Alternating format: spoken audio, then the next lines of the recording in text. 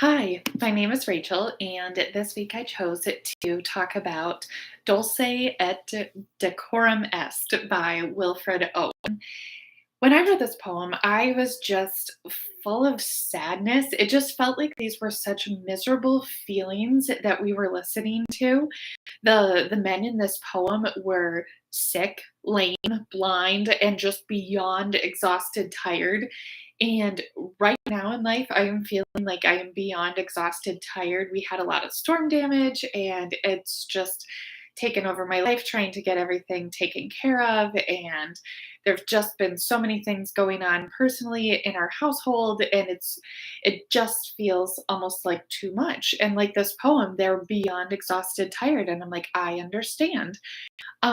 These men in the poem are told to move quickly and they can't. They're stumbling, they're behaving clumsy because they're just not in the right frame of mind. And I keep thinking about that. When you're beyond exhausted and tired, you're not in the right frame of mind.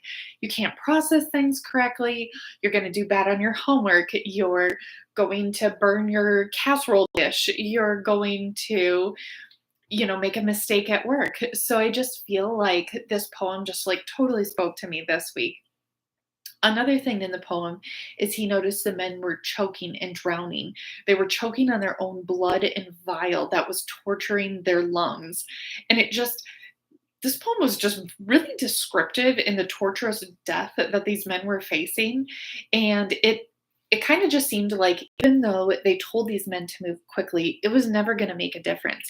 They were still going to struggle to survive and they were still going to die in the end.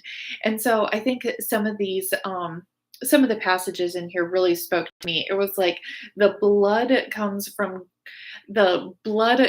gargling from the froth corrupted lungs.